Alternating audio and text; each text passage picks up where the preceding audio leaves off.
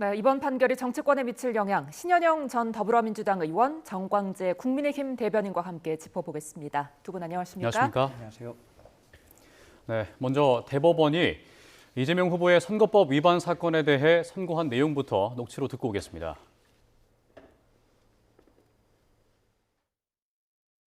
제2심이 골프 발언을 무죄로 판단한 것에는 공직선거법 제250조 제1항의 법리를 오해하여 판결에 영향을 미친 잘못이 있습니다. 백현동 관련 발언은 피고인이 국토부로부터 혁신도시법 제43조 제6항의 의무조항에 근거한 용도지역 변경 압박을 받고 어쩔 수 없이 용도지역 상향을 하게 되었고, 그 과정에서 국토부로부터 직무유기를 문제 삼겠다는 협박까지 받았다는 의미로 해석되고, 이는 후보자의 행위에 관한 허위 사실의 공표에 해당합니다. 다수 의견에 따라 다음과 같이 판결합니다. 원심 판결을 파기하고 사건을 서울고등법원에 완송한다. 네, 파기환송. 민주당에서는 예상 못하셨죠? 그렇죠. 사실은 이렇게 빠르게 결정이 된다는 이야기를 듣고 그렇다면은 기존의 2심의 무죄를 뒤집을 만한 그런 상황은 아니겠다라고 내심 기대도 한 게 사실이긴 합니다. 예. 실제로 633 원칙을 강조한 조희대 대법원장이긴 했지만 이번에 정말 대법원에 올라간 이후에 30여일 만에 결론이 난 것이고요. 특히나 전원 합의체 올린 지 9일 만에 두 번의 심리를 가지고서는 표결을 한 것으로 알려져 있지 않았습니까? 그렇다면은 이 결과를 뒤집는다고 했을 때 그 많은 정말 6만 쪽 정도 되는 자료라고 해요. 예. 그걸 그 짧은 시간에 판사들이 과연 12명이서 다 제대로 된 꼼꼼히 토론과 리뷰가 됐느냐에 대해서 문제를 물어볼 수밖에 없는 상황이고요. 지금 실제로는 12명의 지금 판사 중에서 10명은 파기환송, 2명은 2심의 무죄를 그대로 유지하는 결론을 냈는데요.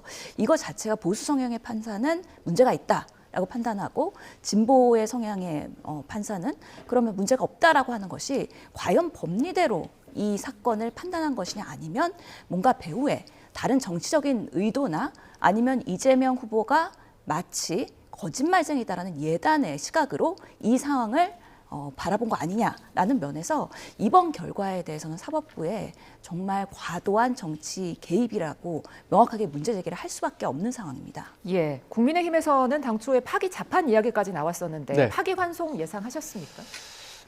파기환송은 이렇게 대법원에 올라오는 그 결과를 보면 자주 있는 일입니다. 대략 40%는 그대로 인정이 되고 한 60% 정도는 파기환송되는 경우가 있었기 때문에 파기환송의 가능성이 당연히 있다고 봤고요. 지난 3월 26일에 이재명 후보에 대한 2심 판결이 나왔을 때 2심 판결이 마치 이재명 후보에 대해서 무죄라는 것을 가정하고, 그러니까 주기 위해서 여러 논리를 짜맞춘 판결문이었다라는 판단을 했었기 때문에 당연히 대법원이 법리와 사실 또 증거와 이 증인의 발언만 적용한다면 당연히 파기환송을 예상했고요. 대법원이 이번에 판결 내린 것은 저는 명확한 원칙을 세웠다고 봅니다. 그러니까 발언자의 의도가 아니라 그것을 받아들이는 유권자가 그것을 어떻게 인식하느냐에 따라서 선거법은 엄격하게 적용해야 한다는 원칙을 세웠다고 봅니다. 예. 그럼 2심 판결에서 무죄가 선고됐는데 대법원에서 뒤집은 이유가 뭐라고 보세요? 실제로 지금 대법관들이 이 250조에 있는 공직선거법에 대한 문항을 아주 빡빡하게 해석을 한 겁니다. 예를 들어서 지금 허위 사실 공표에 대한 문항에 보면은 그 형제자매의 출생지, 그리고 가족관계, 신분, 직업, 경력, 재산, 행위, 소속 단체, 이런 부분에 있어서의 뭔가 명확한 그런 인식에서의 가짜 주장을 했을 때 허위사실 공표라고 해석을 하는 폭넓은 그런 해석을 했었어야 된다고 생각을 하는데요. 실제로 크게 두 가지가 됐었던 김문기를 모른다, 그리고 국토부에 협박이 있었다. 이것은 실제로 이재명 후보가 봤을 때는 본인이 인식에 대한 주관적인 감정인 것이죠. 그것을 어떻게 법으로 재단하면서 이것이 문제가 있고 거짓말이라고 판단할 수 있는지, 이 부분에 있어서는 그렇다면 우리가 선거에서 나오는 많은 후보들이 국민들을 통해서 이렇게 토론을 하는 과정에서의 그런 발언이나 표현의 자유를 너무 과도하게 제한하는 거 아니냐. 그런 면에서는 이 250조의 명확한 사실관계가 틀리지 않은 부분, 그리고 여러 가지 해석이 분분할 수 있는 부분에 있어서도 거짓말이라는 뭔가 정말 주관적인 그런 인식을 갖고 이 사건을 바라보면서 이재명의 그런 후보의 발언이 김문기를 모른다라고 한 부분에 있어서도 사실 그 사진에 보면은 10명의 그런 단체 사진이란 말이죠. 그거를 4명만 확대로 잘라가지고 마치 이 김문기 씨랑 골프를 같이 친 것처럼 그렇게 조작한 거에 대해서 이 조작이란 말이 거짓말이다.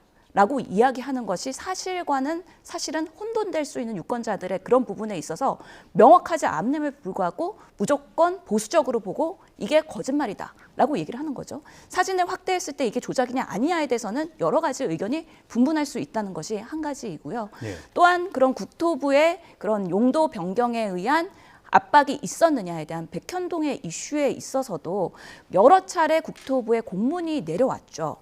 실제로 그 공문을 받는 담당자 같은 경우에는 여러 차례 공문에 대해서 압박을 느낄 수가 있겠죠.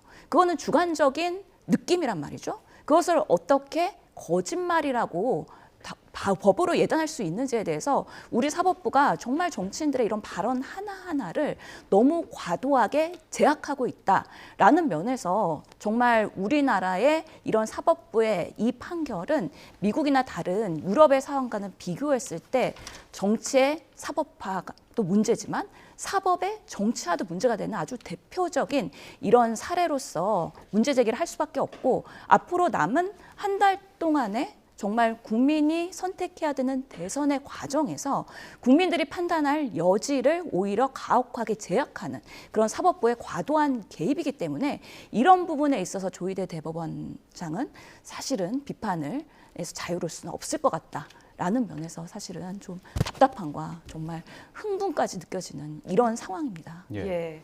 자, 신 의원님은 사법부의 과도한 개입이다라고 하셨는데 정 대변인님은 어떻게 들으셨어요? 일단 대법원이 왜 2심 판결에 문제가 있다고 봤느냐. 사실 대법원은 법리심입니다. 1심과 2심에서는 사실관계를 다투기 때문에 사실심이라고 하고 대법원은 법리만 다룹니다. 그런데 250조 1항을 적용하는 데 있어서 고등법원은 분명한 오류가 있었다라고 지적을 했던 거죠. 예. 그 가운데 가장 큰 것은요. 표현의 자유를 보장한다고는 하지만 그 표현의 자유가 유권자의 알 권리 또 선택권을 방해할 정도의 영향을 주면 안 된다는 거죠. 그래서 우리 자유민주주의의 근간 가장 중요한 가치는 저는 표현의 자유라고 생각합니다. 그러나 정치인이 선거 국면에서 자신의 당선 또는 상대방의 낙선을 위해서 하는 거짓말에 대해서 어디까지 허용해야 하는가에 대해서 당연히 엄격하게 적용해야 하는 사안이라고 생각하고요. 이번에 12명의 대법관이 이 재판에 참여했습니다. 그런데 신현영 의원님 말씀하신 것처럼 2명만 소수 의견을 반대 의견을 냈을 뿐이지 예. 나머지 10분의 대법관이 모두 유죄 취지의 파기환송에 동의했던 겁니다. 그 가운데 가장 큰 것은 역시 명백한 허위의 사실이 있었다. 그러니까 사실과 명백히 배치되는 허위의 발언이라고 명시적으로 표기를 했거든요. 그런 측면에서 대법원이 이 2심에서 판결한 내용에 대해서 파기환송하지 않는 것이 오히려 직무유기에 해당할 수 있는 거죠. 정치적으로 해석될 수 있는 부분, 저는 이게 대선 국면이기 때문에 정치적으로 해석될 수 있다고 민주당 주장하는데 이 재판은 사실 2023년에 이미 마무리됐어야 하는 겁니다. 633 원칙이라면 처음에 소송이 제기된 이후부터 1년 안에 판결이 났다면 지금과 같은 정치적 논란이 되지 않을 거였음에도 불구하고 이재명 후보가 1심에 받기까지 걸린 시간이 26개월입니다. 이 기간 동안에 우리가 다 목도했던 거 아닙니까? 이 재판을 계속 지연시키기 위한 다양한 법꾸라지 전략을 했었던 것이고 그래서 대법원이 이러한 논란을 빨리 종식시켜야 한다는 생각에서 이런 판결을 조기에 내린 거라고 봐야겠죠. 예.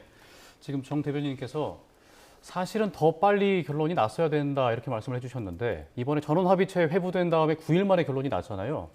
왜 이렇게 빨리 속도전을 했다고 보세요? 그러니까 이런 부분에 있어서의 이 심리 과정에 대한 재판부의 신뢰가 이번에 완전히 무너졌다고 생각을 하는 거예요. 10명의 그런 보수 성향의 재판관들이 이재명 후보는 대통령이 되면 안 되는 위험한 인물이다. 이런 전제를 깔고 이 사건을 본 거 아니냐라는 생각이 들고요.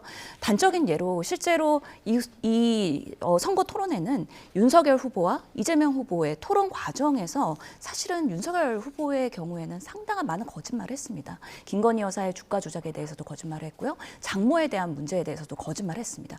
그럼에도 불구하고 선거에서 이긴 대통령이란 이유로 전혀 그런 부분에 있어서는 문제 제기나 처벌이 되지 않았죠. 가혹하게도 우리나라의 사법부는 지금 선거에서 떨어진 후보에 대해서 다시 한번 단죄를 하고 있고 이제는 한 달 후면 다음에 대통령이 정말 탄생해야 되는 엄중한 시기에 국민 5천만 명의 유권자들이 이재명 후보에 대해서 이런 부분에 있어서 많은 부분을 이미 백현동 문제, 대장동 문제, 허위사실 공표 이런 것들로 판단을 해야 되는 상황에서 사법부가 이렇게 빠르게 판단을 하면서 오히려 정치에 개입한 거 아니냐. 그런 면에서는 이 사법부를 규탄할 수밖에 없다라고 명백히 말씀드리겠습니다. 예, 사법부의 판단이 모두에게 공평하게 적용되지 않는다. 이런 취지의 말씀 같은데 좀 공감하십니까? 관련해서는 윤석열 전 대통령도 이제 선거법과 관련해서 수사를 받게 될 겁니다. 대표적인 게 김건희 여사가 도이치모터스 주가 조작 사건과 관련해서 손해만 봤다. 이것과 관련해서는 그 사법적 절차가 진행될 것으로 예상하고 있고요. 이재명 후보가 이번에 문제가 됐던 것은 윤석열 전 대통령과의 토론 과정에서 있었던 게 아닙니다. 2020년에 경기지사 시절에 선거법 위반과 관련해서 논란이 됐던 것은 당시에 김영환 상대 후보였죠. 김영환 후보와의 과정에서 발생한 친형의 강제 입원에 본인이 관여하지 않았다. 이 부분은 그때 당시에 판례로서 나타난 거죠. 물론 권순일 대법관과의 거래 의혹, 재판 거래 의혹과 관련한 게 남아있긴 하지만 당시에는 생방송의 토론 과정에서 나온 표현에 대해서 표현의 자유가 숨쉴 공간을 줘야 된다라고 해서 7대5로 판결이 났던 겁니다. 근데 이번에 문제가 된 것은요. 국정감사에서 백현동 관련한 발언이었는데 이것은 충분히 자기가 준비해왔던 발언입니다. 질문을 했던 사람도 이재명 후보와 상당한 친분이 있는 문진석 의원이었고 본인이 갖고 나온 판넬도 도에서 준비해서 이 부분에 대해서는 본인이 협박을 받았다. 이렇게 의도한 거짓말이었다는 측면에서 대법원이 2020년과는 완전히 다른 판결을 내렸다고 봐야겠죠. 그래서 2020년과 그때 나왔던 판례에 어긋나는 거 아니냐라고 얘기하시는 분들, 특히 민주당 지지자분들 가운데 있는데 그때와는 완전히 다른 사안이라는 점을 환기시켜 드립니다. 예, 그 말씀하신 백현동 관련 발언 있잖아요. 대법원이 사실의 공표이지 단순한 과장 표현이 아니다 이렇게 해석을 했던데 어떻게 보셨어요? 저는 오히려 그 예. 소수 2명의 대법관들이 판단한 부분들이 2심에서의 무죄를 더 확증해주는 그런 의견이었다고 보이는데요. 네. 간단히 소개를 시켜드리면 이런 후보자가 공표한 내용이 허위의 사실인지 아니면 세부의 진실과 약간의 차이가 나는 다소 과장된 표현에 불과한 건지 이 판단을 사실은 법리적으로 하기가 어렵습니다. 그런 부분에 있어서 이 후보자의 공직 적격성에 대한 선거인의 정확한 판단을 좌우할 수 없는 부수적이고 지엽적인 부분인데 이것을 마치 거짓말을 한 것처럼 허위사실 공표로 판단하기는 어렵다는 게 사실은 2명의 재판관의 판단이거든요. 예. 그러면서 이 10명의 지금 보수 성향의 그런 재판관들이 정말 한 달 남은 이 대선을 앞두고서는 이렇게 판단을 하면서 정말 대한민국의 제1주자의 그런 후보의 선거에 있어서의 뭔가 발목을 잡으려는 의도는 없었는지에 대해서 사실은 모든 것들이 법으로 명백하게 판단 내리기는 어려운 부분들이 우리 법리에는 상당히 있습니다. 예. 이렇게 해석될 수도 있고 저렇게 해석될 수 있다면 애매한 경우에는 정말 그런 당사자의 그런 입장에서의 판단이 매우 중요하다고 저는 생각을 하는데요. 그런 면에서 2심에서의 무죄가 판단이 된 것을 뒤집을 정도로 명확한 새로운 증거가 나온 것도 아니고요. 사실관계가 뭔가 달라진 것도 없습니다. 단순히 이 사건을 바라보는 거에 대해서 뭔가 예단을 하면서 정말 이 선거에 대해서 후보자에게 태클 걸려고 했던 건 아닌지에 대해서 다시 한번 묻고 싶고요.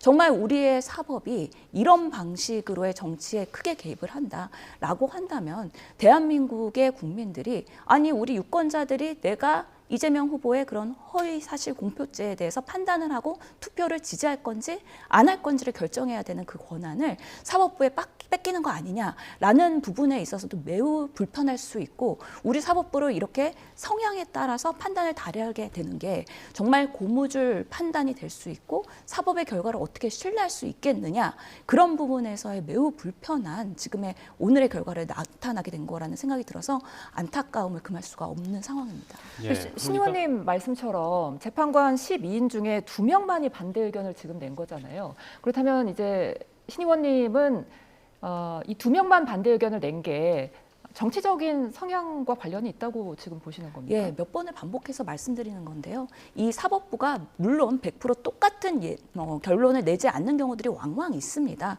그럼에도 불구하고 법리적으로 기준이 명확하지 않기 때문에 A라고 생각할 수도 있고 B라고 생각할 수도 있는 것이거든요. 그런데 이번에는 10대 2로 명확하게 본인의 그런 성향에 따라서 결과가 나타났다. 이것은 법리적으로도 명확하게 판단하기는 어려운 것이고 본인의 그런 주관적인 그런 판단들이 개입됐을 가능성이 상당히 있다. 저는 우려하는 거는요, 이렇게 만약에 판사의 성향에 따라서 결과가 달라진다고 하면은 다음 정권이 왔을 때, 또 다음 정권이 됐을 때 정말 대법관의 추천을 하는 과정에서 이 성향에 대한 부분, 그래서 추천 과정에서 상당한 여야의 정제, 이런 것들이 더 치열해질 것이고요. 어떤 대법관이 추천되느냐에 따라서 이 대법원의 판결이 달라질 수도 있다. 그 피해는 결국에는 국민들이 받게 된다. 그런 면에서 정말 우리의 이런 사법부 시스템이 이렇게 주관적이면 어떡할까에 대한 걱정과 우려가 되는 상황입니다. 예. 대법관의 성향이 반영됐다라는 의견에 대해서 어떻게 생각하세요? 저는 평소 우리 신현 의원이 굉장히 합리적으로 말씀해 주셨는데, 대법관의 정치적 편향성을 문제 삼아서 지금 나온 대법원 파기환송을 평가하는 것은 대단히 유감입니다. 마치 민주당이 전가의 보도처럼 사용했던 검찰의 기소를 정치 검찰이란 프레임으로 묶어서 뭐든지 이재명 후보에 대한 정치적 탄압이다라고 얘기하는 것과 똑같고요. 대법원의 판결조차 정치적 논리에 의해서 이루어지는 만큼 대법원 판단을 믿어서는 안 된다라고 정치적으로 호도하는 행위이기 때문에 대단히 부적절하다고 생각합니다. 그 가운데 가장 큰 원인은요, 우리 민주주의의 근간이 뭡니까? 입법부는 입법부의 역할을 하고 행정부는 행정부의 역할을 하고 사법부는 사법부의 역할을 하는 겁니다. 그리고 대법원은요, 헌법재판소와 달리 정치적 후견주의라는 게 없습니다. 대법관들은 대법원장이 추천해서 대통령이 임명하는 거고요. 헌법재판소는 정치적 후견성이 있습니다. 분명히 국회에서 추천하고 대법관 추천하고 대통령이 임명합니다. 그 가운데는 본인들의 정치적 이해관계를 대변하는 사람들을 추천하게 돼 있죠. 그러나 대법관의 구성은 그렇지 않고요. 2명의 사람이 소수 의견을 냈고 10명의 사람이 다수 파기환송 의견을 냈습니다. 그런데 2명의 의견만 정치적으로 옳고 나머지 5명을 정치적으로 잘못됐다라고 얘기한다면, 반대 입장에서 본다면 10명이 지금 동의한 파기환송이 맞지 2명이 낸 소수 의견이 맞다고 어떻게 판단할 수 있겠습니까? 그리고 대법원이 판단한 것은, 우리가 사법부가 왜 3번 합니까? 이런 편향성이 없도록, 그러니까 어떤 판사의 편향성에 의해서 좌우되는 일이 없도록 하기 위해서 3번의 재판을 받게 된 거고, 대법원이 그 마지막 보루로 작동하고 있는데 대법원 판결에 대해서 이런 정치적 의미를 지나치게 부여하는 것이 지금의 대선 정국과 맞물려서 국민께 드리는 어떤 호도성 발언이라고 생각합니다. 하나만 더 말씀을 드려야 될 것 같아요. 잠시만요. 저희가 속보 먼저 좀 전해드리겠습니다.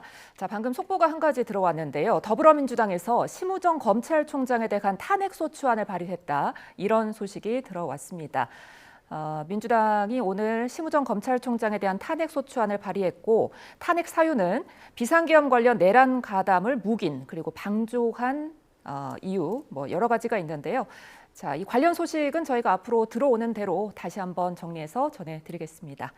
예, 신 의원님 계속 발언하실까요? 예, 저는 그래서 이 사법 시스템의 우리 정치와 사법의 관계에 대한 우려를 말씀을 드리는 거거든요. 매우 중요한 대통령 선거를 이제 앞두고 있는 거잖아요. 그리고 이재명 대표 후보에 대한 그런 여러 가지 사법 리스크에 대해서는 재판받으면서 정말 선거운동을 하고 있고 당대표를 수행했습니다. 국민들이 다 알고 계시고요. 그런 부분에서 이재명 후보를 지지할 수도 있고 지지하지 않을 수도 있고, 여러 가지 위증교사나 아니면 허위사실 공표에 대해서도 국민들이 판단해야 되는 중요한 시기를 이제 앞두고 있는 겁니다.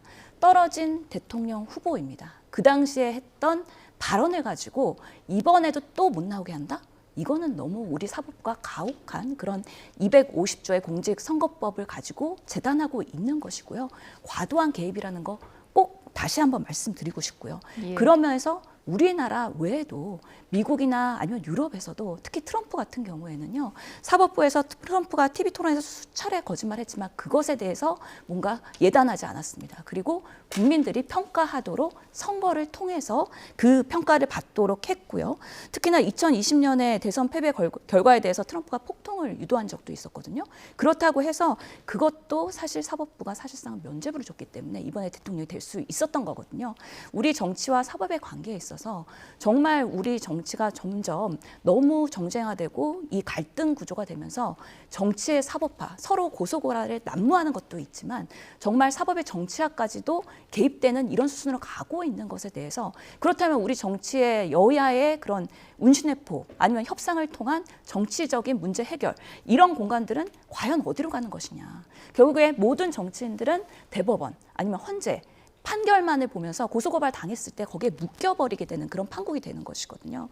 이런 시스템으로 우리나라가 정치가 흘러가는 것이 과연 바람직한 것이냐에 대해서 다시 한번 묻고 싶고요. 그런 면에서 지금 한 달 동안의 국민의 엄중한 판단을 이제 민주당도 받게 되고요. 예. 이재명 후보도 받을 것입니다. 그것을 통해서 어떤 대통령이 정말 대한민국에 적합한 대통령인지에 대해서는 국민의 투표로서 국민에게 그 주권을 다시 돌려드려야 된다는 말씀을 하고 싶은 겁니다. 네, 말씀하신 것처럼 뭐 앞으로 국민들, 유권자들이 이 부분에 대해서 이제 판단을 내릴 텐데 그렇다면 이번 판단이 대선에 어떤 영향 미칠까요?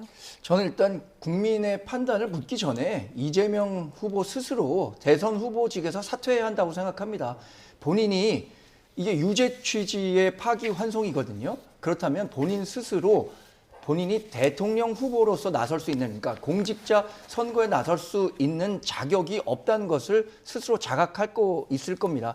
그렇다면 국민에 대한 예의 차원에서라도 스스로 후보직에서 사퇴하는 것이 옳다고 보고요. 왜 그러냐?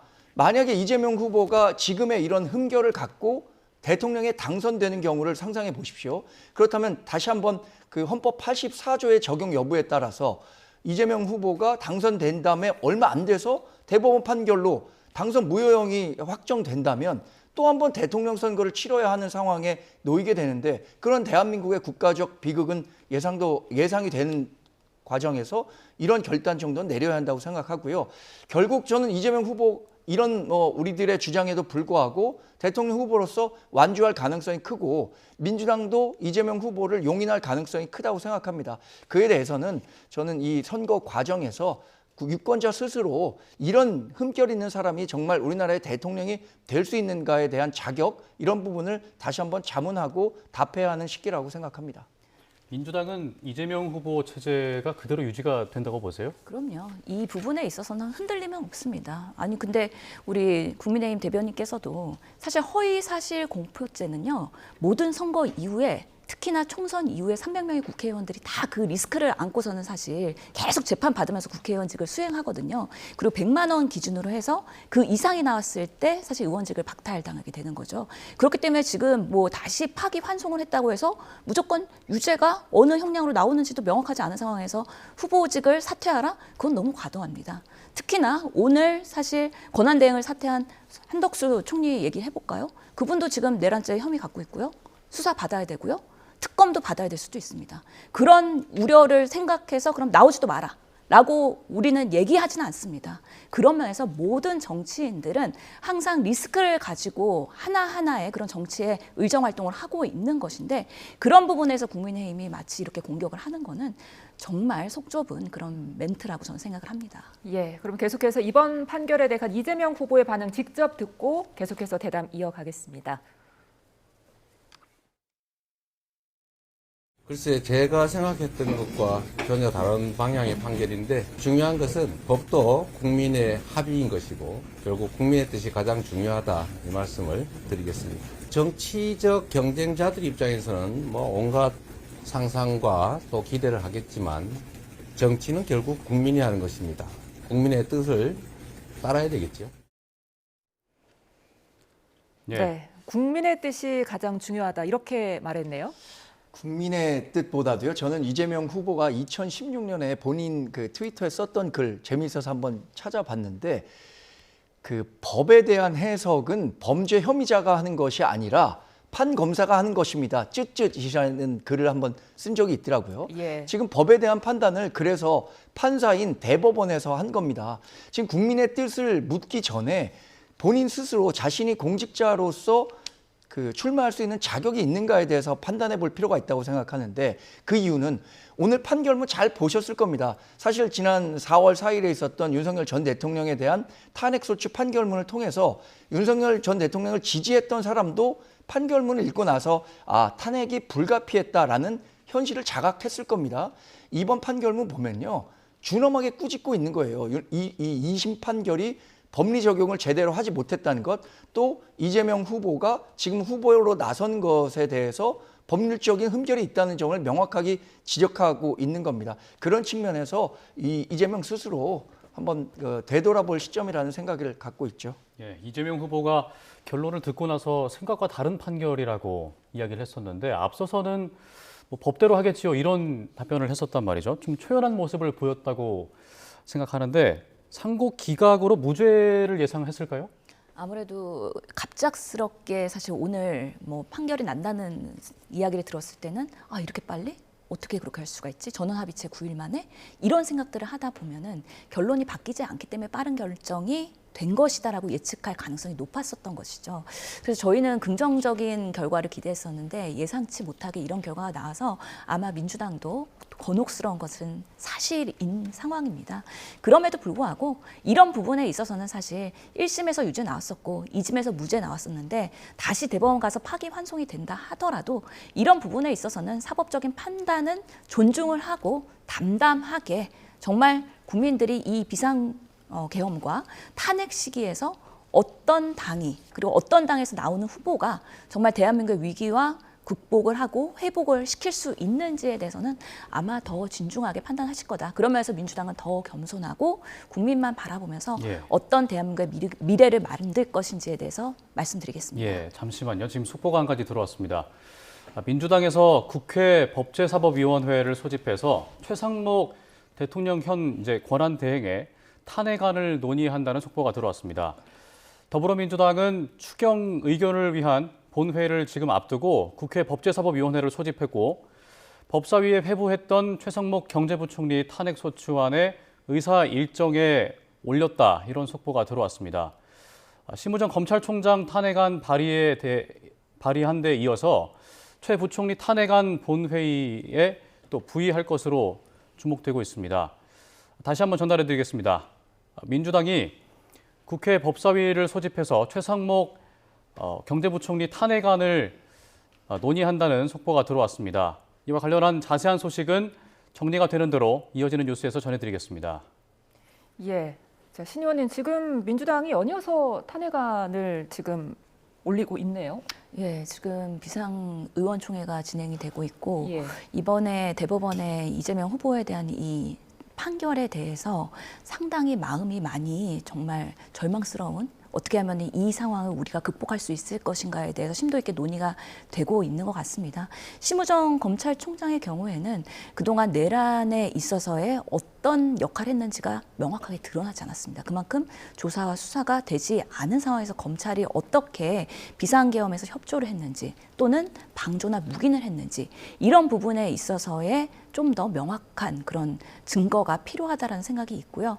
그러면서 검찰에서 이 대통령실 압수수색이나 여러 방식으로의 협조가 제대로 안 됐기 때문에 윤석열 대통령의 내란죄가 명확하게 드러나고 있지 않는 어려움이 있는 부분에 있어서의 심우정 검찰총장이 같은 편 아니냐라는 부분에 있어서의 그 책임을 묻는다는 면에서 그리고 또 자녀의 그 외교부 채용에 관한 문제도 있었죠. 이런 부분에 있어서 그동안 민주당은 그래도 문제점을 지적하긴 했지만 정말 검찰총장으로서의 자리에 있어서의 탄핵까지는 그래도 과도하게 판단하지 말자. 왜냐하면 선거를 앞두고 있는 상황에서 국민들께서 판단하실 거라고 생각을 했었거든요. 예. 그럼에도 불구하고 지금 이렇게 사법부가 과도하게 정말 이재명 후보 그리고 민주당을 탄압한다고 했을 때 민주당이 할 수 있는 것이 무엇이냐에 대해서 논의를 하고 있는 걸로 생각이 들고요.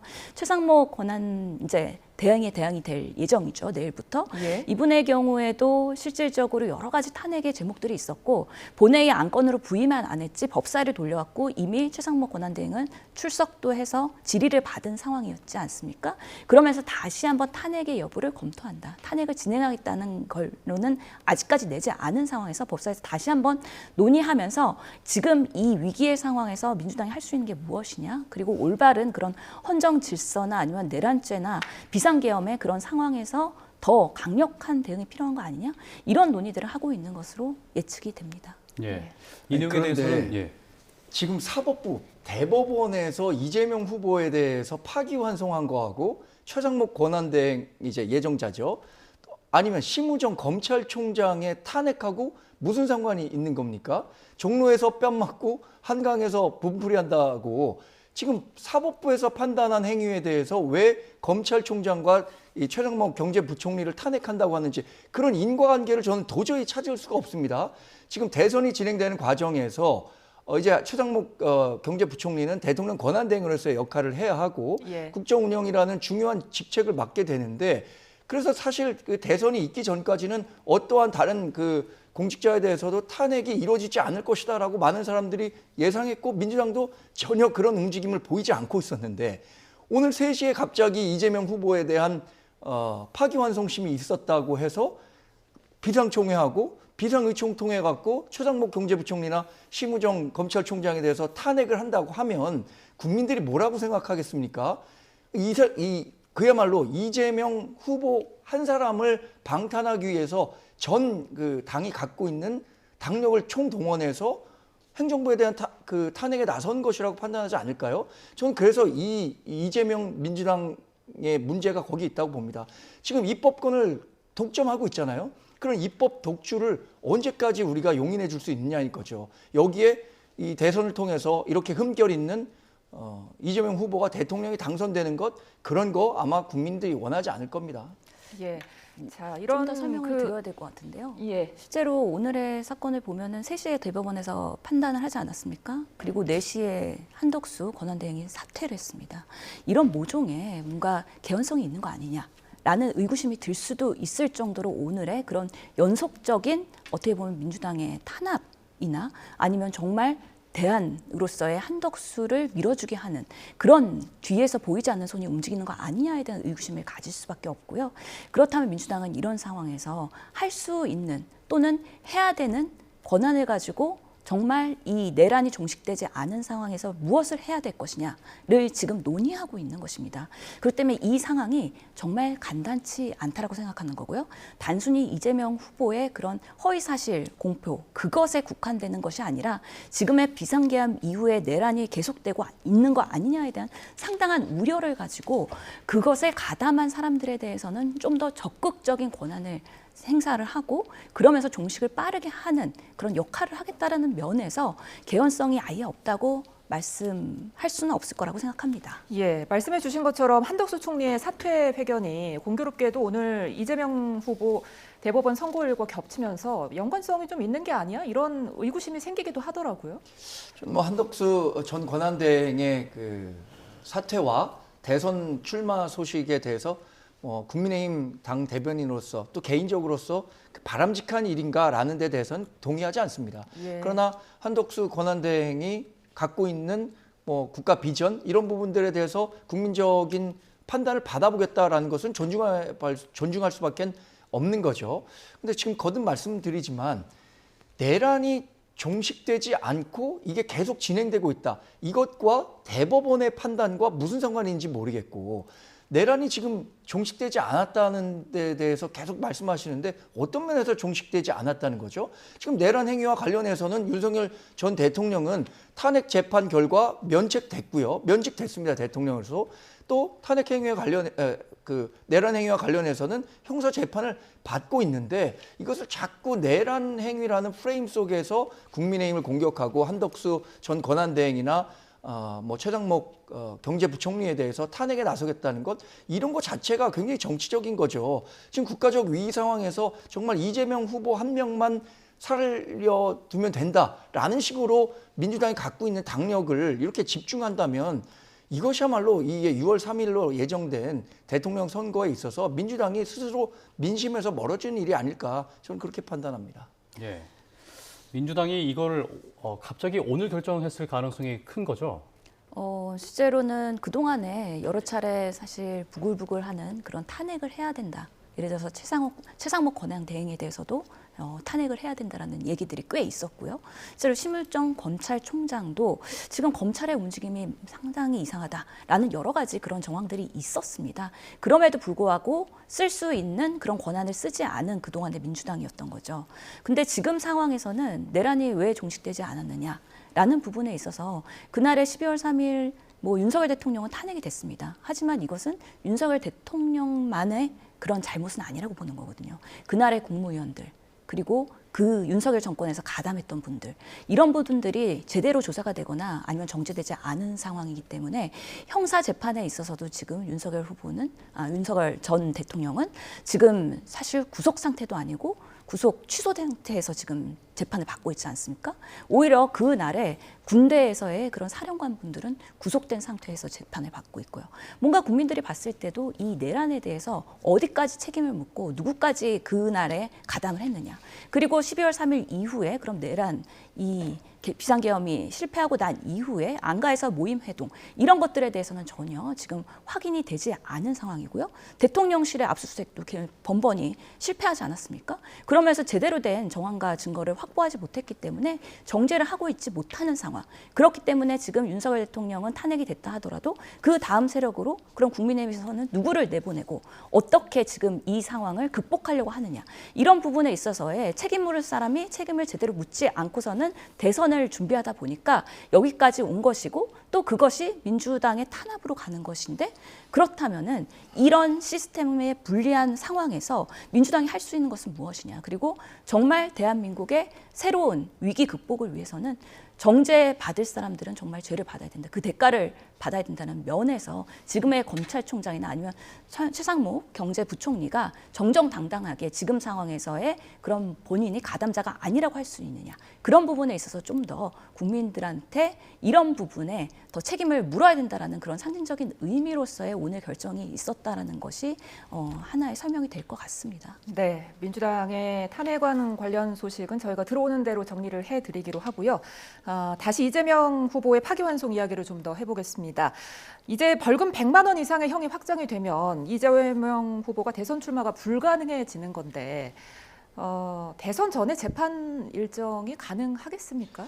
지금 많은 법조인들이 현실적으로 6월 3일 이전에 판단이 나올 수 있을 거라고 그러니까 확정될 거라고 예상하지 못합니다. 왜냐하면 2심 다시 고등법원에서 판결이 진행된다고 하더라도 다시 재상고의 기회가 이재명 후보에게는 있습니다. 그런 모든 절차적인 시간들을 고려한다면 6월 3일 대통령 선출 이전에는 대법원 확정심이 나오긴 어렵겠죠. 그러나 이것이 갖고 있는 정치적 함의는 대단히 크다고 생각합니다. 지금 이른바 이재명 대세론이 공고한 상황에서 이렇게 대법원이 판단한 유죄 취지의 파기환송이 유권자들에게는 분명한 다시 선택할 수 있는 계기가 될 것이라고 생각하기 때문에 여러 변수가 작용하고 있다고 봐야겠죠. 근데 아까 탄핵과 관련해서 잠깐만 좀 더 말씀을 드리자면 지금까지 나왔던 탄핵과 관련해서 윤석열 대통령 탄핵 인용된 걸 제외하면 다 기각됐습니다. 민주당이 지금 국회에서 탄핵을 얼마든지 하는 것은 본인들의 자유지만 그것에 대한 정치적 책임 지금 지고 있습니까? 다른 9건의 탄핵이 8대 0으로 다 기각되는 사이에 그런 정치적 책임 아니면 국가적인 국력 손실 이런 부분들에 대한 책임까지 고려한다면 수권 정당을 꿈꾸는 민주당이 이렇게 탄핵에만 탄핵을 정말 전가의 보도처럼 쓰는 일은 없어야 될 거라고 생각합니다. 예. 그럼 만약에 6월 3일 전까지 이재명 후보에 대한 대법원의 결과가 나오지 않는다면 이재명 후보가 또 대통령으로 당선이 만약에 된다면 헌법 84조에 따라서 형사상 소추 규정에 대한 논란이 또 일지 않을까 하는 의견들도 있더라고요. 그렇죠. 그런 부분에 있어서의 갈등과 정쟁이 또 발생할 가능성이 있다는 것이 사실 우리 이번 대선을 통해서 통합을 그리고 정말 국론 분열을 해결을 해야 되는 이 상황에서 오히려 더 갈등의 구조로 갈까 봐 불안하고 걱정되는 마음입니다. 실제로 지금 이재명 후보의 앞으로의 예상되는 재판 일정을 조금 구체적으로 말씀드리면요. 대법원에서 이제 고등법원으로 이제 안건을 다시 파기환송을 하게 되는데 그게 내일 정도가 될 것이고요. 그렇다면은 고등법원에서도 변론 기일을 잡고서는 선고를 하는데 10일 정도는 걸린다고 합니다. 그러면 5월 중순이 되게 되는 거고요. 만약에 유죄 취지로 이제 다시 대법원에 상고장을 제출하는데도 최소한의 일주일이 소요가 되고 그런 면에서 이재명 측에서 상고 이유서를 또 제출하는데 20일 정도가 걸리기 때문에 명확하게 이것은 6월 3일 이후에 당연히 초과될 수밖에 없는 상황이라고 생각이 듭니다. 그렇다면은 우리 국민들께서는 이런 일련의 과정들을 보면서 그럼에도 불구하고 6월 3일 날 어느 후보가 대한민국의 대통령으로 적합할지에 대해서 판단을 하시게 됩니다. 그렇다면 그 판단을 받고 당선된 후보가 정말 헌법 84조 대한민국의 대통령은 형사상 소추를 받지 않는다. 이 부분에 있어서는 많은 법리학자들이 형사상의 소추라고 하면 재판까지 포함하는 거라고 표현을 해석을 하고 있거든요. 그럼에도 불구하고 그렇게 생각하지 않는 다른 당에서는 상당히 이 부분에 있어서의 정권의 챌린지를 할 수밖에 없다. 그러면서 앞으로 정권이 정말 새롭게 출범하는 데 있어서 압도적인 승리를 하지 않는다면 또 이런 정쟁의 소용돌이에 휘말려서 대한민국의 미래는 전진하는 게 아니라 다시 후퇴할 수도 있다는 우려가 있다.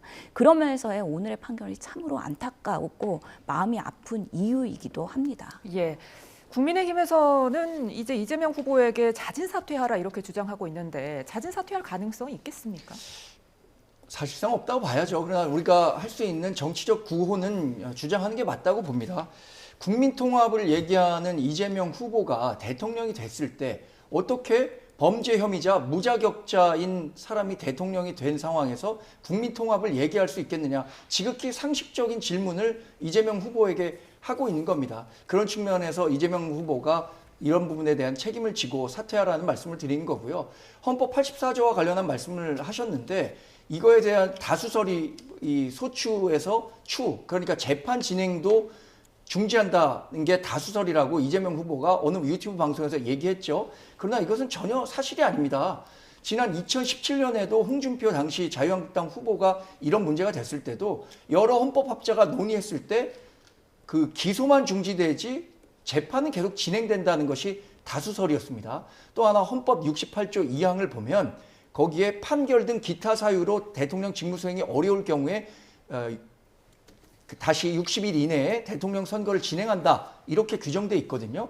그러면 거기서 명확하게 판결 등이라는 그 구절이 있는데 이 부분을 무시하고 어떻게 판결이 진행이 중지된다라고 이야기할 수 있는지 전 수긍하기 어렵습니다. 예. 민주당에서도 아까 좀 전에도 말씀을 해주셨지만 대법원의 이 판단이 뭐 대선에 부당한 개입이다 이렇게도 말씀을 해주셨는데 당 내에서는 어떤 입장입니까? 상당한 분노가 있는 것이죠. 어떻게 대법원이 이렇게 판결을 이 중요한 시기에 과도하게 개입하면서 할 수 있느냐에 대해서 너무 무리수를 뒀다라는 거에 대한 분노가 분명히 있는 것이고요. 그렇기 때문에 지금에서의 계속 의원총회를 하면서 어떤 대안을 마련할 수 있는가에 대해서 고민을 하는 거라고 생각을 합니다. 그럼에도 불구하고 정말 판결은 판결로서 또 존중될 수밖에 없는 게 우리나라의 그런 삼권 분립의 시스템 아니겠습니까? 그 상황에서 어떻게 민주당이 다시 국민들한테 신뢰를 받고 유능하게 거듭날 수 있을지에 대한 앞으로의 한 달간의 그런 선거 캠페인에 대해서도 고민하면서 한층 더 다가가는 방식으로의 노력을 해야 된다라는 말씀을 드리고 싶습니다. 예, 관련해서 국민의힘 대선 경선 후보들도 목소리를 내는데요. 목소리 직접 듣고 오겠습니다. 오늘 대법원이 대한민국의 정의가 살아있음을 보여주는 판결을 하셨습니다. 본인의 거짓말에 대해서 부끄럽게 생각할 뿐만 아니라 대한민국의 법이 얼마나 엄정하고 무서운지를 깊이 깨닫고 스스로 후보직에서 사퇴할 것을 촉구합니다.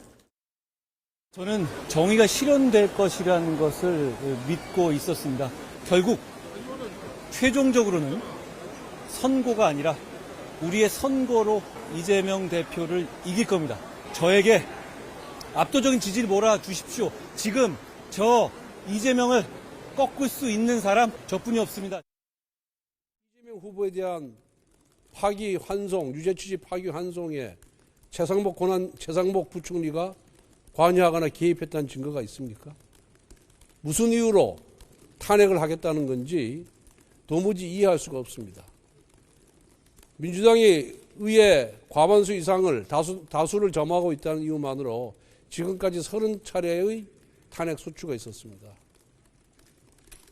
그중에서 한 건을 제외하고는 전부 헌법재판소로부터 위헌적이고 위법적인 탄핵 소추였다고 해서 전부 기각됐습니다. 이제 190석의 거대 의석을 가진 민주당을 비롯한 야권들이 마음만 먹으면은 모든 국무위원들을 다 탄핵할 수 있습니다. 이거는 마치 동네 건달이 골목길에서 지나가는 행인들 붙들어 놓고 돈 뺏는 것과 똑같습니다. 동네 건달 정치고 양아치 정치입니다. 정말 국민을 의식하지 않는, 국민을 무시하는 형편없는 정치도 아닙니다. 이거는. 이러한 민주당에 대해서 국민 모두가 아마 분노할 것입니다. 그리고 국무총리가 사퇴한 마당에 경제부총리, 민생도 어렵고 경제도 어렵고 그리고 미국과의 통상 협의도 해나가야 되는 경제사령탑인 부총리를 탄핵해서 대한민국과 대한민국 국민들이 얻을 게 뭐가 있겠습니까?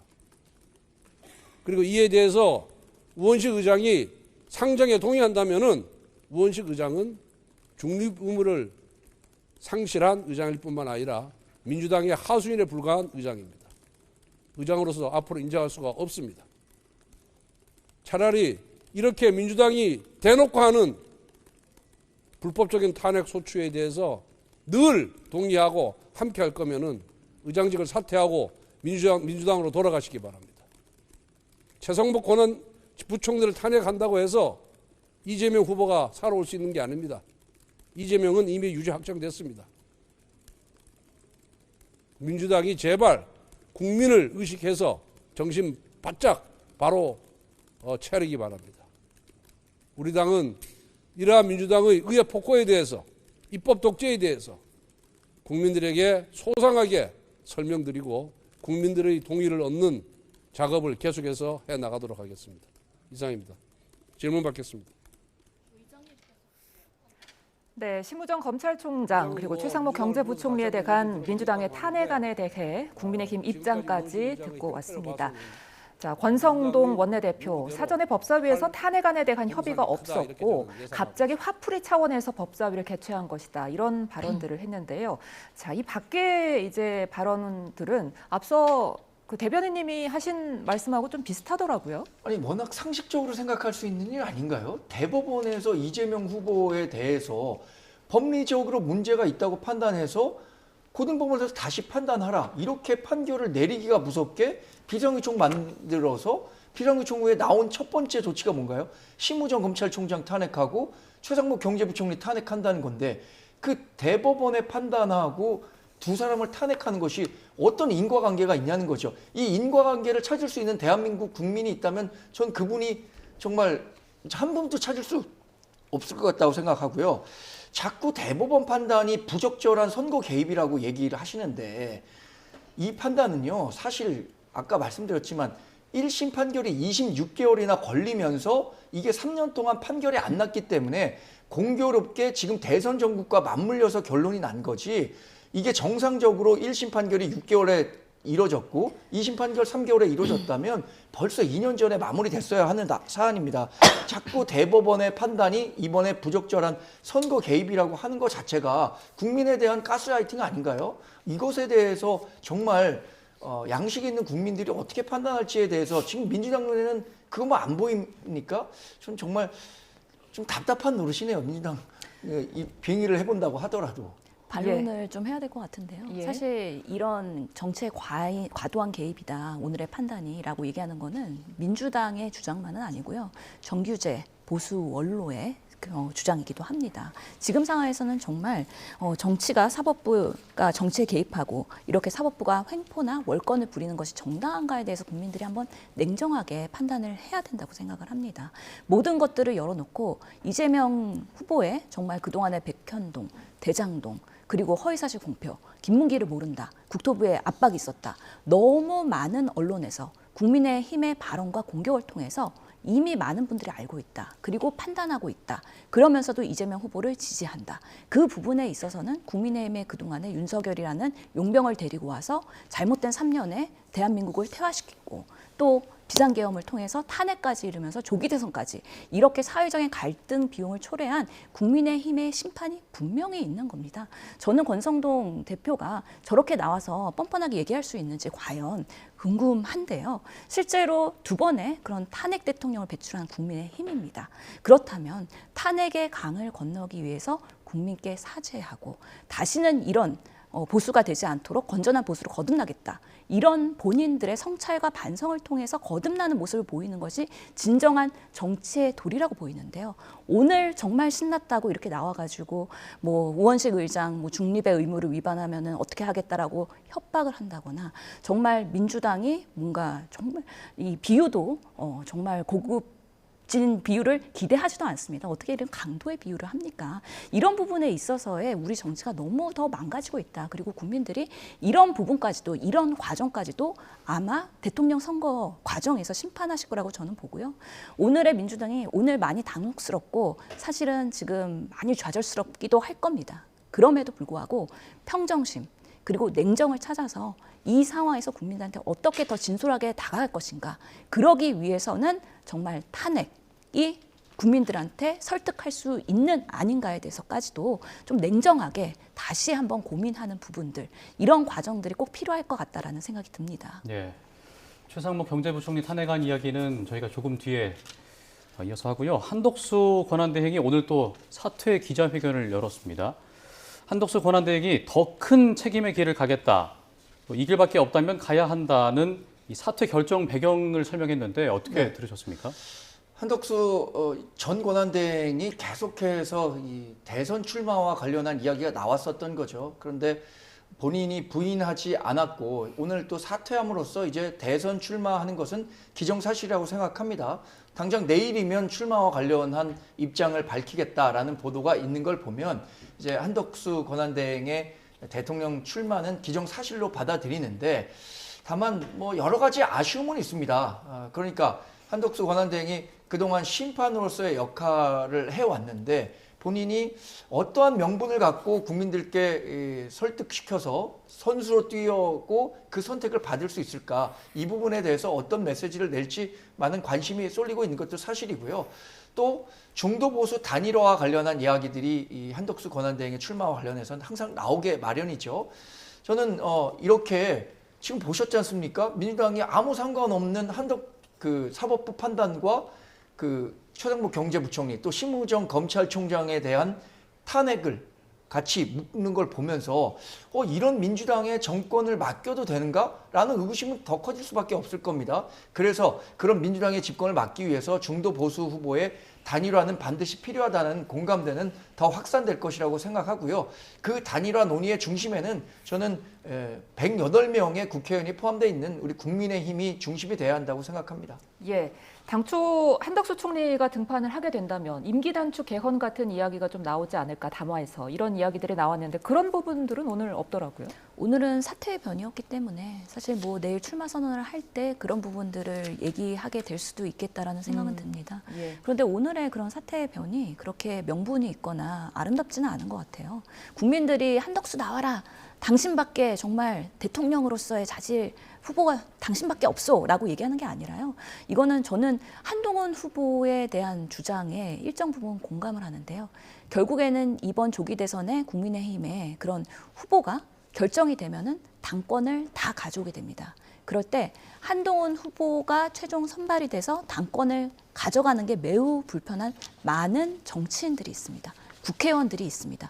이런 분들이 홍준표를 지지했고 김문수를 지지했고 이제는 한덕수를 지지하려고 지금의 움직임이 이렇게 빠르게 변화하고 있는 거 아니겠습니까?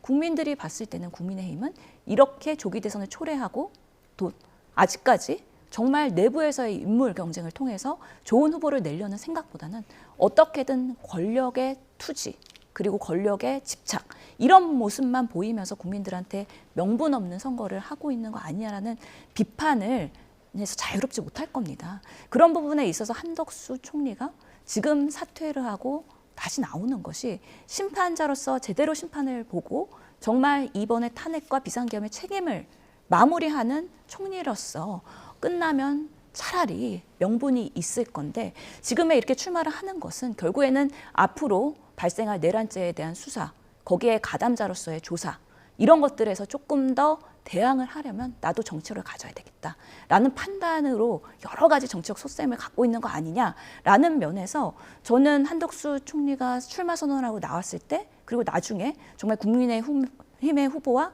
단일화를 했을 때 지지율이 뭔가 우상향하지 않을 거라고 봅니다. 기존에 있는 지지율의 답보 상태 오히려 마이너스가 되거나요.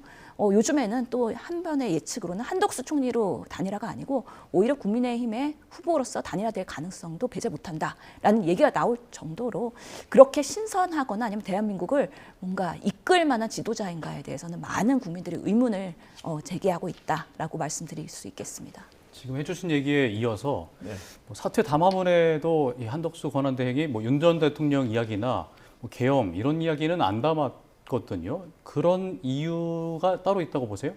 신한영 의원님 말씀하신 것처럼 오늘은 사퇴의 변이고요. 아마 내일 그 출마의 변을 얘기할 때는 본인이 갖고 있는 대한민국에 대한 비전 그리고 또 어떻게 대한민국을 이끌고 개헌이라든가 지금의 통상 전쟁 이런 부분에 대해서 왜 자신이 적임자인가에 대한 얘기를 하겠죠. 또 하나는 한덕수 권한대행이 이제 본격적으로 대선 후보의 길로 접어들게 된다면 혹독한 검증이 예정돼 있을 겁니다.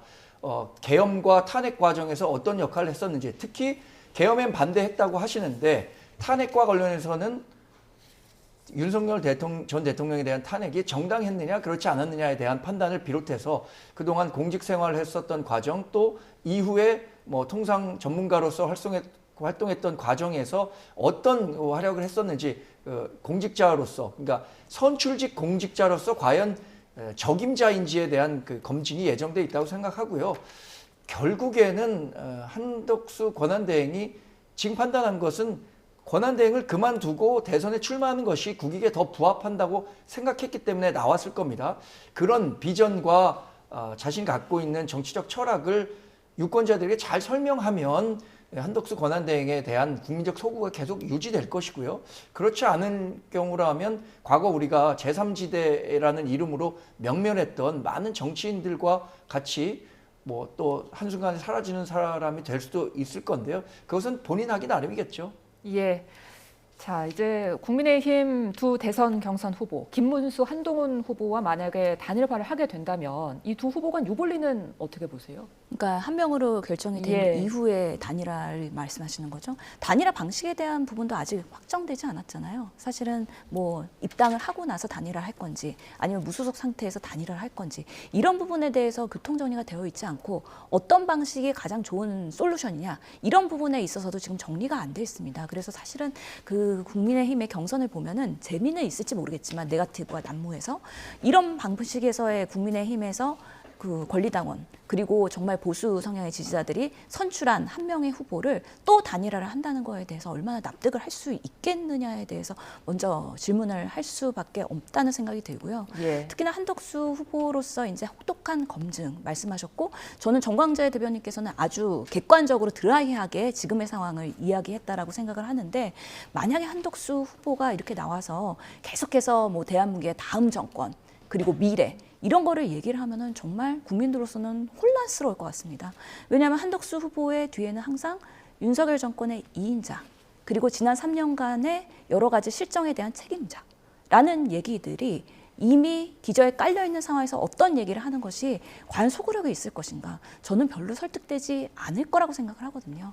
그래서 사실은 국민의힘에서 지금 2명의 경선이 이제 결과를 내야 되는 중요한 시기인데 거기에 있는 1인이 정말 주도권을 갖고 보수를 어떻게 재건할 건지, 그리고 탄핵안을 어떻게 건널 것인지, 그리고 건강한 보수의 재건을 위해서는 어떤 노력을 할 것인지, 그리고 지금 혼란스러운 국민의힘 내부의 상황에서 권력에 대한 집착을 내려놓고 정말 국민만을 보면서 어떤 정치를 만들어 가야 될지, 그리고 국민의힘과 민주당, 진보, 그리고 보수가 어떻게 화합을 하는 정치를 만들어 갈 것인지, 이런 얘기에 건설적인 메시지를 전달한다면 훨씬 더 저는 국민들이 보시기에는 아, 그래도 보수가 이제는 좀 제대로 가려고 하는구나 라는 긍정적인 신호를 주지 않을까라는 면에서 지금의 이렇게 흐름대로 그냥 흘러가도록 방치하는 거는 국민의힘으로서는 상당히 중요한 시기를 실기하고 있는 거다라고 생각을 합니다.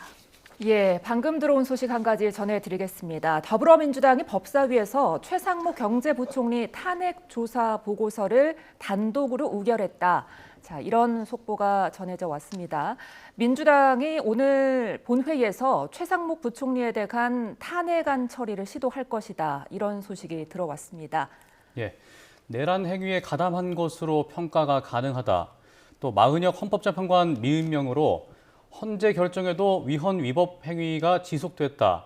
뭐 이런 이유로 최상목 경제부총리의 탄핵안을 단독 의결하고 오늘 국회 본회의로 오늘 처리할 가능성이 있다는 속보가 들어왔습니다. 자세한 소식은 정리해서 이어지는 뉴스에서 전해드리겠습니다. 예, 계속해서 한덕수 총리 이야기 좀 해보겠습니다.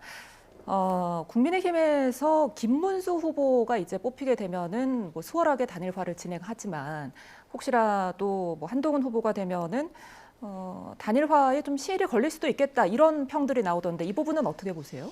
전 개인적으로는 김문수 후보든 한동훈 후보든 우리 당의 후보 한 명이 정해지는 순간부터 단일화가 아주 수월하게 진행될 것으로 예상하기는 어렵다고 봅니다. 예. 그동안 여러 차례 단일화 논의가 있었습니다. 2002년에도 있었었고 2012년에도 있었었고 이게 앞으로 대선 기간이 짧기 때문에 물리적으로 빨리 진행돼야 되는 것은 맞습니다만 과연 단일화의 명분 또 우리 당이 77만 명이 경선 과정을 통해서 한 명의 후보를 확정했는데 그 이후에 외부에 있던 다른 사람과의 단일화 과정이 아주 원활하게 진행될 것이라고 예상해 보기에는 어려울 것 같아요. 그게 정치적 현실이라고 생각합니다. 예. 이미 어제 있었던 우리 당 후보의 최종 결선 토론 과정에서도 김문수 후보도 양보라든가 그런 부분들은 전혀 고려하지 않고 있다고 했고요. 한동훈 후보도 단일화는 국민의힘의 중심이 된 단일화 과정이 돼야 된다. 이 다른 중도 중도 보수 세력과 힘을 합치는 데 대해서는 120% 모든 후보들이 공감하고 있을 것입니다만 그 단일화 과정은 지금 우리가 예상하는 것처럼 이렇게 빠른 속도로 진행되기는 어려울 것이라는 게 제 개인적인 예측입니다. 저도 공감을 하는데요. 실제로 한덕수 총리가 이제 나오게 되면 검증의 시간이 필요합니다. 마치 예전에 반기문 총장의 사례처럼 20일 만에 꼬꾸라질 수도 있거든요. 그런 리스크를 국민의힘이 무조건 단일화를 통해서 가담을 하면서 그걸 다 안고 갈 필요는 없다는 것이죠.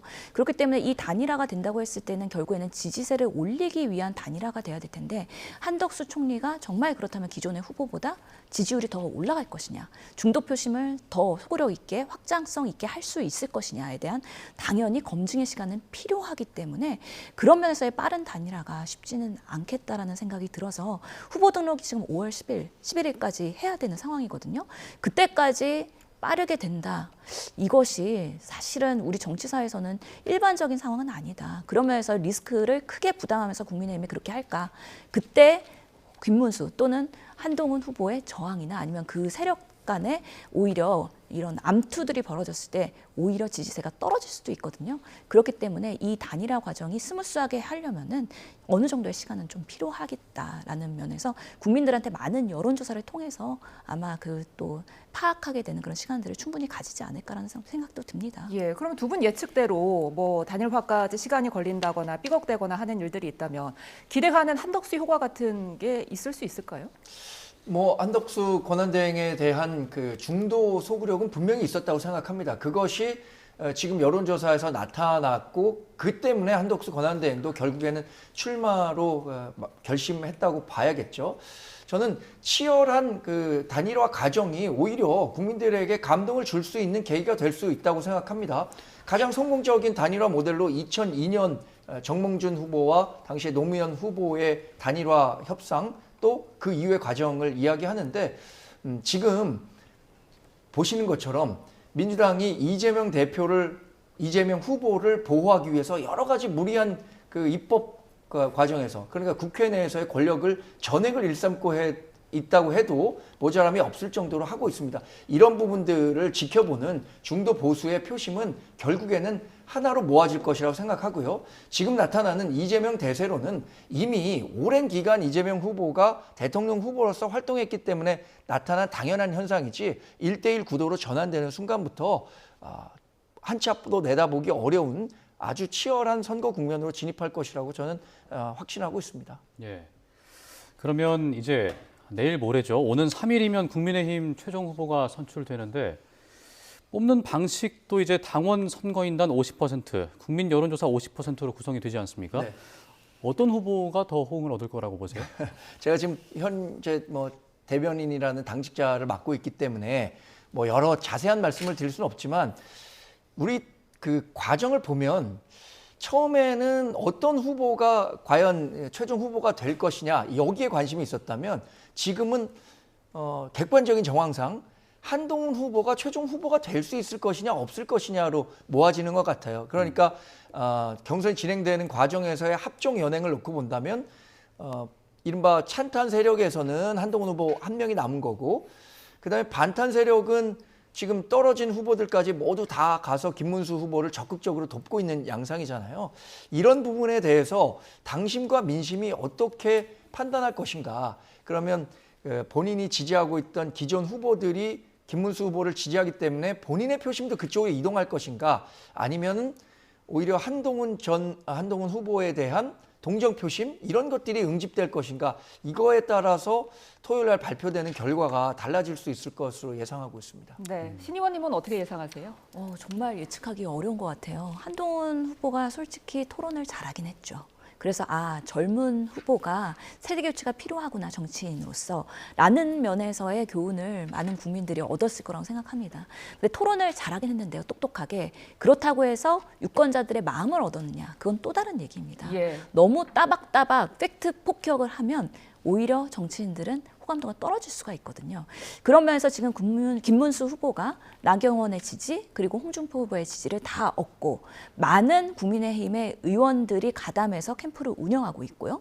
그런 면에서 의원들은 각자의 지역에 조직이 있기 때문에 조직적으로 김문수 후보가 우세할 것으로 예측이 되었으나 요즘에는 사실 우리 조직 선거보다는 유튜브 그리고 이제 지지자들이 직접적으로 지지를 할 수 있는 소통의 창구들이 많아졌기 때문에 한동훈 후보의 팬덤 그리고 정말 그 흐름을 이 과정에서 8명에서 4명, 2명으로 추리는 과정에서의 그런 보수 지지자들이 이제는 탄핵안을 건너고 탄핵을 찬성하고 윤석열과 좀 정리를 해야 된다라는 흐름들이 더 우세하게 나타나는 그런 흐름이 있었거든요. 예. 그런 면에서의 한동훈 후보가 얼마나 치고 올라갈지에 따라서 결과는 정말 박빙이 될 수 있다. 근데 사실 이번에도 결과 발표할 때 퍼센테이지를 발표를 안 하게 되는 거죠. 예. 그러면 사실 그 차이가 얼마나 되는지에 대해서는 궁금하긴 한데 참 그거 공개해서 좀 했으면 좋겠어요. 국민의힘에서.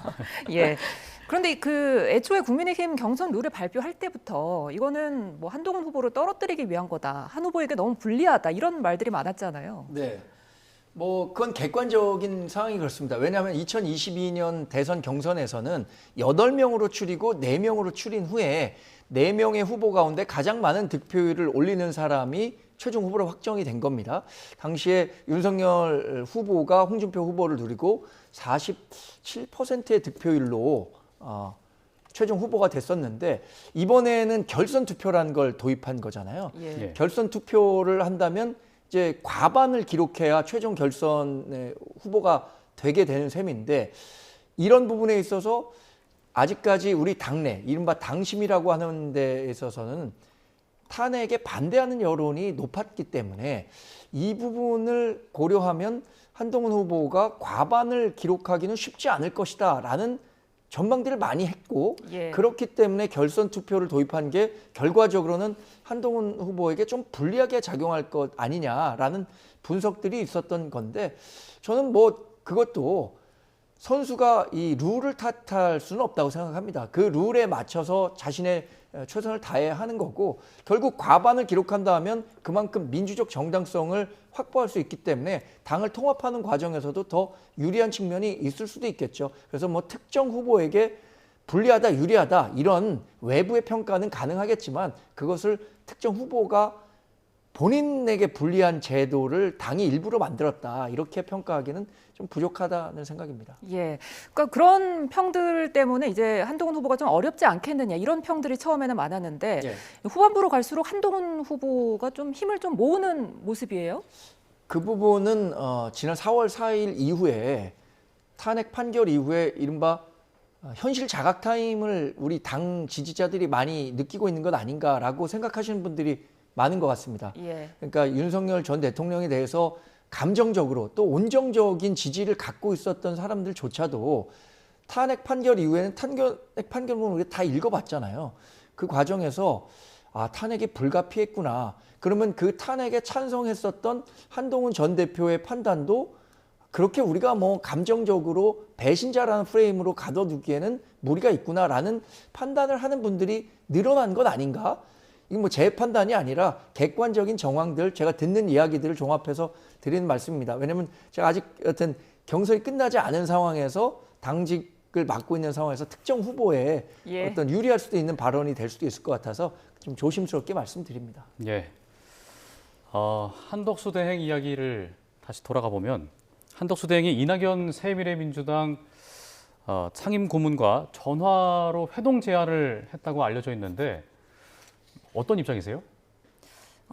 지금 뭐 원래 새미래민주당 저희 좀 이렇게 생경한데요. 민주당이란 이름이 있는 당명으로 변경을 하셔서 예. 이낙연 전 총리가 전 더불어민주당 대표였잖아요. 예, 저희 21대 국회 때 저희 당대표셨고요. 예. 예, 그렇기 때문에 저희로서는 이낙연 대표가 상당히 민주당을 비판을 하고 지금의 작금의 상황에 대해서 여러 가지 쓴소리를 많이 하셨죠. 그러면서 많은 거리감이 이제는 생겼고 이제는 완전히 다른 사람이 아닌가라고 생각할 정도로 예전의 모습과는 많이 달라지셨다라고 생각을 하고 있거든요. 아무래도 한덕수 총리는 본인이 이제 출마를 하게 되면 외연 확장을 해야 되는 숙제가 있습니다. 본인이 출마했을 때 지지율이 기존의 국민의힘 후보보다 더 높아야 되는 것이죠. 그러려면 중도 확장력이 있는 사람들과 계속 회동을 하면서 나는 이런 사람들까지도 포섭할 수 있는 통 큰 뭔가 정치를 할 수 있어. 이런 메시지를 간접적으로 국민들한테 보여줘야 되는 것이거든요. 그렇기 때문에 우리가 항상 선거 때 되면은 서로 크로스오버를 하면서 뭐 진보는 보수를 영입하고 보수는 진보를 영입하기도 하고 이렇게 되는 건데요. 예. 그런 면에서의 뭔가 제스처라고 생각을 하는데 아직까지 이낙연 대표에 대해서는 명확하게 만나겠다 안 만나겠다 입장을 정하지는 않은 것으로 보여요. 뭐 예전에 정치를 같이 했던 원로로서의 그런 인간관계는 있기는 하겠지만 지금의 국민들이 봤을 때는 아주 냉정하게 판단할 겁니다. 만약에 이낙연 우리 상임 고문께서 예. 한덕수의 후보에 만나면서 뭔가 지지의 발언이나 아니면 긍정적인 멘트를 했을 때 이 부분에 대해서 우리 진보 쪽에 그리고 예전에 당대표를 모셨던 많은 지지자들이 실망과 비판을 할 것입니다. 그런 부분에 있어서의 신중함을 저는 이낙연 상임 고문이 지금으로서는 할 수밖에 없는 상황이 아닌가라는 생각을 하고 있습니다. 예, 한덕수 총리, 이낙연 상임 고문에게 왜 연락했을까요? 본인이 이제 정치를 하겠다고 생각한다면 어떤 명분으로 정치를 할 것인지에 대한 국민들께 설명을 해야 할 거 아닙니까? 근데 지금 얘기되고 있는 것은 이른바 민주당 정권이 탄생하는 것에 대한 두려움이 가장 크다라고 뭐 본인 측근에게 얘기했다는 거잖아요. 그렇다면 지금 민주당의 한계와 위험성에 대해서 가장 잘 알고 있는 사람이 누구겠느냐? 저는 당연히 이낙연 상임 고문이 그중 한 사람일 거라고 생각합니다. 본인이 민주당 당대표를 했음에도 불구하고 이재명 민주당을 만드는 과정에서 또 대선 경선 과정에서 치열하게 경쟁했다는 이유만으로 배척된 거잖아요. 사실상. 그런 측면에서 통합의 의미를 가장 상징적으로 보여줄 수 있는 인물이 이낙연 전 총리가 될 수 있을 것이라고 생각했을 것이고 본인이 총리직을 했었고 이낙연 상임고문도 총리직을 했었기 때문에 여러 가지 측면에서 이낙연 전 총리로부터 들을 만한 내용들이 많았을 것이다. 더군다나 이낙연 전 총리는 호남을 기반으로 한 호남의 대표적인 정치인이었잖아요. 본인도 전북 전주 출신, 호남 출신이라는 점을 강조하고 있으니까 그런 모든 종합적인 요소들을 고려해서 만남을 추진했던 것 아닌가 이렇게 예상해 볼 수 있겠죠. 예. 자, 그렇다면 이낙연이든 이준석이든 정말로 이번에는 빅텐트가 실현이 될 수 있을 것인가 이런 부분에 대해서는 여전히 의문점이 좀 남거든요. 그렇죠. 지지율이 안 나오니까 계속 빅텐트 하는데 오히려 분류할 때 빅텐트라고 하지만 빅텐트가 성공한 적이 별로 없다라는 게 우리 정치사에서의 또 그리고 기록이지 않습니까? 그러니까요. 그런 면에서 외연 확장은 해야 됐고 지지율은 올려야 될 텐데 보수가 지금으로서는 뭐 대단한 솔루션이 있는 것도 아니고 답보 상태이기 때문에 답답한 건 사실입니다. 이준석 지금 후보 같은 경우에도 본인이 완주하는 걸 목표로 이번에 처음 만 40이 돼서 출마를 하는 것이기 때문에 굳이 지금 탄핵의 강을 건너지 못한 국민의힘과 손을 잡으면서 오히려 개혁신당의 그런 미래를 스스로 차단하는 그런 판단을 하진 않을 거라고 봅니다. 그러면서 많은 답보 상태가 있을 텐데요. 아무쪼록 이번 주, 다음 주를 통해서 국민의힘의 후보가 한 명이 정해지고 그리고 한덕수 후보와의 단일화 과정을 어떻게 시행할 건지에 따라서 뭐 성패의 그런 결과를 조만간 알게 되지 않을까라는 생각이 들고요. 이번에 조기 대선은 결국에는 국민의힘 그리고 잘못된 대통령을 선출한 여러 가지 과오로 심판을 받는 선거이기 때문에 그런 면에서 우리 국민들께서는 냉정하게 판단을 할 것이다.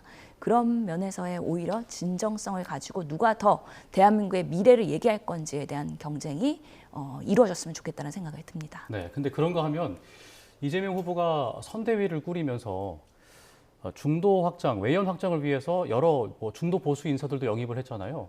근데 이낙연 세밀의 민주당 상임 고문이 한독수 대행과 회동을 하게 되면 민주당 입장에서는 조금 불편해지지 않겠습니까? 저희는 별로 큰 대세의 지장은 없다고 생각을 합니다. 사실 이낙연 상임 고문께서 지금의 많은 뭔가 지지율을 갖고 계시지는 않으신 분이거든요. 그렇기 때문에 만나든지 만나지 않던지 민주당으로서는 크게 뭔가 신경 쓰지 않고 민주당은 민주당 내로의 그런 통합과 경청의 한 달간의 그런 선거운동을 꾸준히 하면 저는 국민의 마음을 충분히 살 수 있다고 생각을 합니다. 예. 조급해하지 않아도 된다고 생각합니다. 예, 자 속보가 한 가지 들어왔습니다. 심우정 검찰총장의 탄핵안이 국회 본회의에 보고가 됐다 이런 소식이 들어왔는데요. 다시 한번 전해드리겠습니다. 심우정 검찰총장의 탄핵안이 국회 본회의에 보고가 됐다. 자, 이런 소식이 들어왔습니다. 자세한 소식은 들어오는 대로 저희가 다시 한번 정리해드리겠습니다. 예, 계속해서 대담 이어가 보겠습니다. 자, 민주당에서 이제 외연 확장을 굉장히 열심히 하는 모습이에요. 이런 모습 어떻게 보셨어요? 한편으로는 부럽기도 하고요. 솔직히 말하면. 예. 왜냐하면 당이 뭐 이재명 대표 중심으로 일사불란하게 움직이니까 본인이 하고 싶은 대로 해도 누구도 태클 걸지 않는 게 지금 민주당의 현실이잖아요. 그런 면에서 좀 부러운 측면도 있습니다만 결국에는 국민과 유권자 여러분들께서 이재명 후보가 내걸고 있는 보수 중도로의 행보가 과연 얼마나 진정성 있는가, 그러니까 말하는 것과 행동하는 것과 얼마나 다른 것인가를 명확하게 인식하고 있다고 생각합니다. 기업하기 좋은 나라를 만들어서 성장시켜야 한다고 하지만 반대로 더 센 상법 개정안 만들겠다는 거 아니에요? 그리고 반도체 특별법, 지금 52시간 가장 중요한 예외 특례 조항을 계속해서 반대하고 있습니다. 반도체 산업은 육성해야 한다면서도 반도체 기업들이 갖고 있는 가장 큰 애로사항은 민노총이라는 본인들의 핵심 지지 기반의 반대 때문에 수용하지 못하고 있는 거잖아요. 이런 측면을 본다면 이재명 후보가 내걸고 있는 중도 보수층에 대한 공략이 과연 국민들께 얼마나 진정성 있게 비춰질 수 있을 것인가, 이 부분에 대한 의문이 있고요. 저는 오늘 무엇보다 지금 탄핵 문제가 더 커질 수밖에 없다고 생각합니다. 지금 중도 보수로 가겠다면서 지금 그 국회에서 갖고 있는 권력을 최대한 활용해서 국정 운영을 막는 이런 무리한 탄핵에 대한 심판이 반드시 있을 거라고 저는 개인적으로 예상해 봅니다. 예, 오늘 이재명 후보의 파기환송과 관련해서 더불어민주당에서 백브리핑이 있었다고 합니다. 관련 화면 보고 오겠습니다. 기자님께 최상목 부총리가 권한대행을 맡게 되는데요. 최상목 부총리는 그동안에 이제 내란 세력들과 함께 내란 대행으로서 역할을 했기 때문에 공정한 선거와 대통령 선거의 과정에 있어서의 중립성을 지키고 공정 선거 관리를 할 수가 없다라고 하는 부분을 의장님께 말씀드렸고요. 두 번째는 한미 통상협상 과정에서 이 통상협상의 대선에 이용하려고 한다고 하는 부분이 미국 재무장관을 통해서 드러났기 때문에 이건 도저히 묵과할 수 없는 문제이기 때문에 최상목 부총리에 대해서 탄핵을 할 수밖에 없다는 점을 다시 한번 말씀을 드렸습니다. 네, 지금 관련해서 아까 지금 법사위에서 고성이 있었는데 네. 국민의힘 의원들 사이에서는 약간 이런 얘기가 있었더라고요. 오늘 이제 대법원 판결에 대해서 뭉풀이하는 거냐라는 취지의 발언했는데 이에 대해서 좀 어떻게 보시는지. 저는 그렇지는 않고요.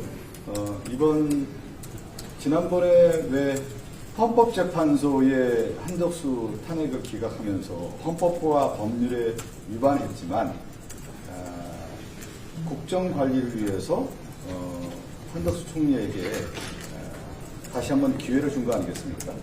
그런데 한덕수 총리가 오히려 사퇴함으로 인해서 국정 공백에 전혀 문제가 없다라는 것을 오히려 스스로 선언하고 또 현직 총리가 자신의 지위를 이용해서 대선에 출마하겠다라고 하는 것은 이미 선거의 중립성을 훼손한 거 아니겠습니까? 그런 부분에 대해서 엄연하게 국회 차원에서 경고하고 그 과정에서 또 하나 이제 최상목 권한대행은 그동안에 이제 내란 대행으로서 역할을 해왔기 때문에 그래서 묵과할 수 없는 점에서 국회의장님께 충분히 설명을 드렸습니다. 관련해서 지금 보면 바로 지금 좀 있으면 열리는 본회의의 안건을 상정. 네, 올라갑니다. 그럼 그리고 이제 의결하는 거 오늘은 불가능한 거 아니에요? 어떤 게죠? 최상목. 아닙니다. 지난번에 최상목 권한대행과 최상목 부총리와 관련해서는 탄핵 발의와 보고를 한 상태에서 법사위에 조사 청문회를 하지 않았습니까? 그 조사 청문회를 해서 오늘 청문보고서가 채택이 되면은 오늘 본회의의 안건으로 올라가게 되고요. 그러면 의결을 할 수가 있습니다. 오늘 의결하면 됩니다. 관련해서 심우정 검찰총장 탄핵안도 올라와 있던 발의가 됐던데. 심우정 검찰총장과 관련된 여러 이미 많은 의혹들이 제기가 되고 있고 특히 즉시 항고를 하지 않아서 윤석열 11수기를 풀어줬던 문제라든가 그리고 그 자녀 채용 비리와 관련된 부분이라든지 여러 의혹들이 있기 때문에 심우정 검찰총장에 대한 탄핵을 해야 된다는 목소리가 컸었고 그렇지만 오늘 발의를 해서 법사위에서 지난번에 최상목처럼 조사 청문회를 거쳐서 탄핵 여부를 결정해 주도록 하겠습니다.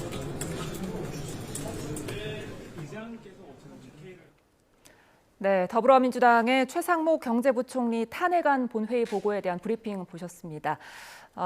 민주당에서는 최상목 경제부총리가 그동안 내란 세력과 함께 내란 대행의 역할을 했기 때문에 오늘 본회의에서 탄핵안 보고를 했다. 이렇게 입장을 밝혔는데요. 자세한 소식은 저희가 정리가 되는 대로 다시 한번 전해드리겠습니다. 네, 지금까지 신현영 전 더불어민주당 의원과 정광재 국민의힘 대변인과 함께 짚어봤습니다. 오늘 말씀 고맙습니다.